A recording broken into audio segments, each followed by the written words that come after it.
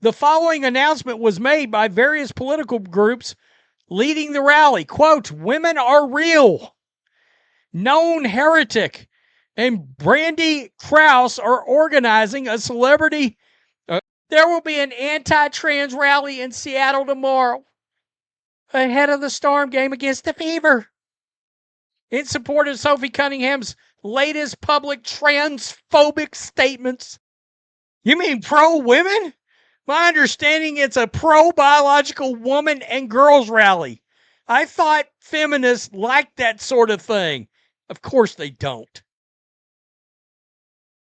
He frames the whole thing in one line.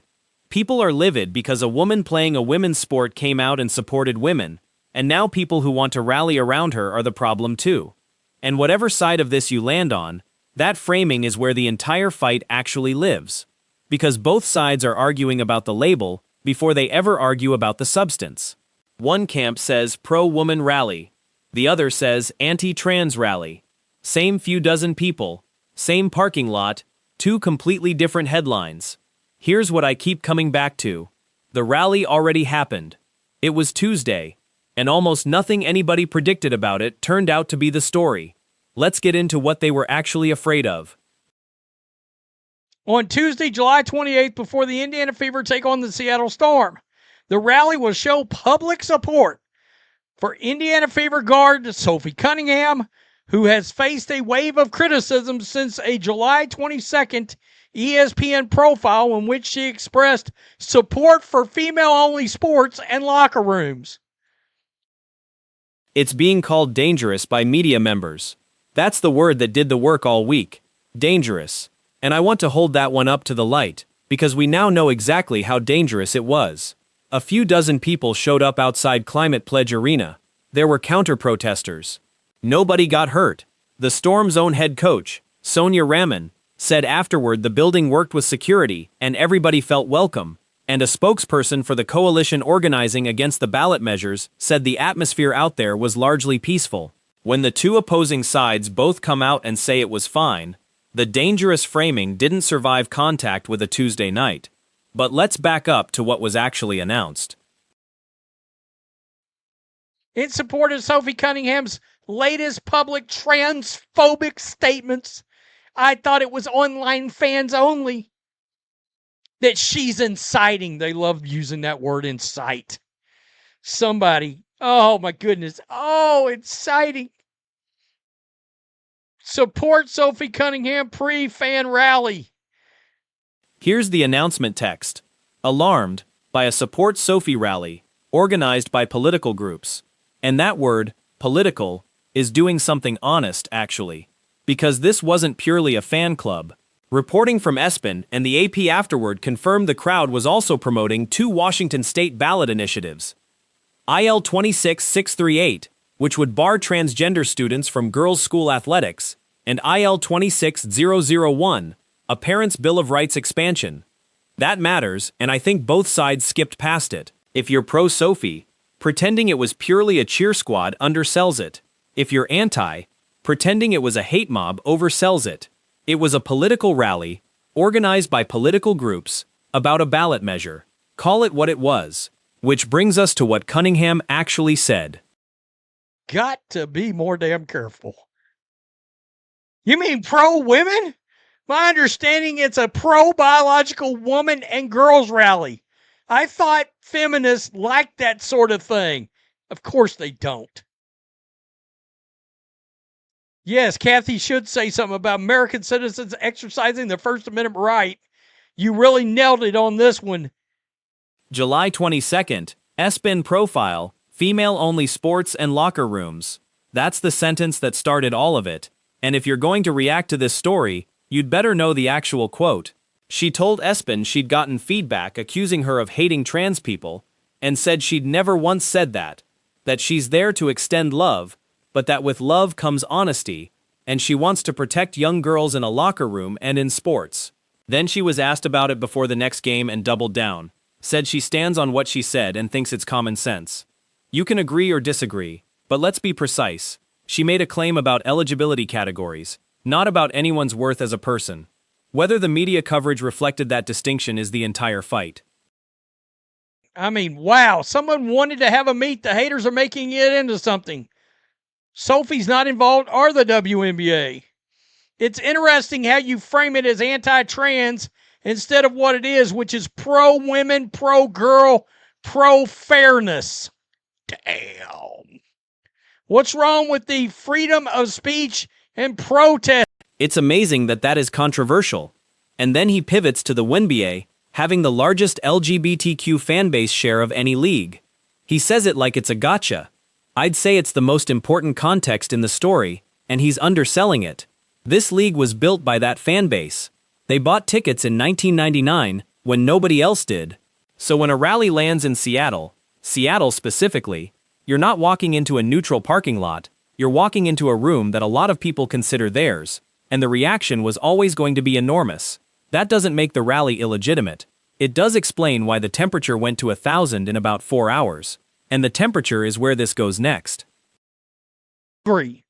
And now, other people wanting to support women in women's sports that want to celebrate and have a rally around the person that supports women in women's sports, they're angry about that.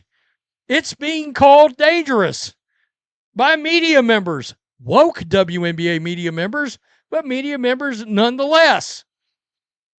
Media members considering skipping the game to avoid hate speech or an escalation, and his answer is, supporting women is hate speech now? Look, the eye roll writes itself and I get why he goes there. But I'll give the reporters a partial defense they don't usually get. When a locker room story becomes a ballot initiative story, the people covering it stop being sports writers and start being political reporters overnight. And none of them signed up for that. Their fear didn't materialize. But the person who actually created an incident at that arena on Tuesday night wasn't a protester, wasn't a reporter, and wasn't anyone at the rally. Hold that thought. Profile in which she expressed support for female-only sports and locker rooms. Again, it is amazing that that is controversial. That's where we're at. That is where we're at. Unbelievable. Anti-trans rally. Transphobic statements. Inciting. That's the vocabulary. And he's right. That incite is doing enormous lifting there. Incite what? Exactly. The event was announced publicly. It was permitted space. And it ended with people going into a basketball game. But here's where I'll push back on my own side of this. Anti-trans isn't a purely invented label either, because the rally was explicitly promoting a measure that would bar a specific group of kids from a specific activity. If your rally's cause is a ban, anti is a defensible adjective. The honest read is that both labels are accurate to different parts of the same event, and both sides picked the one that helped them. And speaking of framing, support Sophie Cunningham pre-fan rally. Join fellow fans to cheer for Sophie and celebrate women's sports. And that's controversial. These people are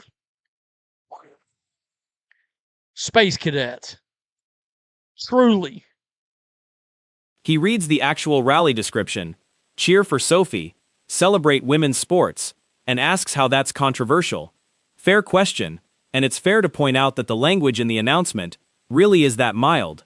Organizers said afterward, they'd shown the world, women can gather publicly and support female athletes. But the reason a mild flyer became a national story is that everybody involved understood it was never really about the flyer. It was about a ballot measure and a locker room policy fight that's been running for 3 years. Nobody who showed up thought they were going to a pep rally, which is exactly what the reporter's question to the commissioner was really getting at. On the head, Cindy. As long as those right don't resemble January 6th. Did you brought up January 6th. Whoa. Psychotic. Okay. How do you go from a pro-women's rally to bringing up January 6th? Oh, because I'm triggered by anything. An ESPN reporter asking whether Kathy Engelbert has anything to say about anti-trans protesters showing up for Sophie Cunningham. And I actually think that's a legitimate question to put to a commissioner. This is her league, her building, her Tuesday night. What I'd criticize is the same thing I criticize her for on everything else. She said nothing. No statement before. No statement about the rally after. Then when a discipline decision finally came down on Thursday, it wasn't aimed at a single protester. It landed on one of her own team owners. We'll get there. First, the label fight hits its peak. Cindy, you sound like a college freshman. Act like an adult that isn't perpetuating buying into online narratives. People have had enough of this shit. They're pushing back. Shut up. You are the one twisting what she said. You are the one promoting hate. Talking back to Chris Williamson. People are done with this shit. They are. Anti-trans protesters. You mean pro-women? This is the crux, and I want to slow down here instead of just cheering. Both descriptions are load-bearing for the people using them, and neither one is a lie exactly. Pro-women is how the participants understand themselves, and I don't think you get to tell people they're lying about their own motives. Anti-trans is how the people affected by the ballot measure understand it, and I don't think you get to tell them the effect on them is imaginary either. What you can criticize, and this is the fair hit on the coverage, is a newsroom picking one framing and presenting it as neutral description rather than as one side's characterization. That's a real editorial choice. Now about the January 6th thing. WNBA fans and media have been alarmed by a, quote, support Sophie rally taking place outside of the Seattle Storm venue before they host Cunningham and Caitlin Clark's Fever team. The following announcement was made by various political groups leading the rally. Quote, women are real.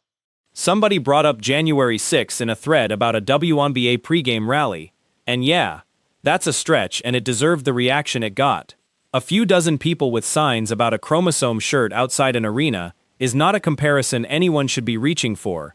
And reaching for it is exactly how you convince the other side you're not arguing in good faith. But I'll say the quiet part.